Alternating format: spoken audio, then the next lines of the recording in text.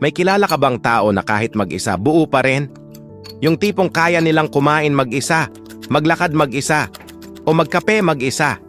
Sa iba, mukhang awkward at parang malungkot. Pero kapag tiningnan mo sila, may kakaibang aura.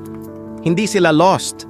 Hindi sila kulang. In fact, mas buo pa sila kaysa sa mga taong hindi sanay sa sariling company. Yan ang tinatawag na introvert strength.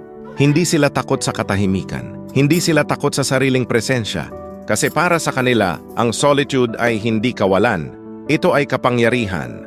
Sa panahon na laging maingay ang paligid, sila yung marunong makinig sa sarili. Marunong silang mag-enjoy sa sariling space, sariling hobbies, sariling thoughts. At kapag may taong pinili nilang pumasok sa mundo nila, hindi dahil may kulang sa kanila. Dumating ka kasi may sobra silang pwedeng ibahagi. Time, love, energy, at understanding. That's what real strength looks like. Sa society na laging nakafocus sa social media, sa likes, sa validation, bihira ang taong buo kahit solo. Marami ang natatakot maiwan mag-isa.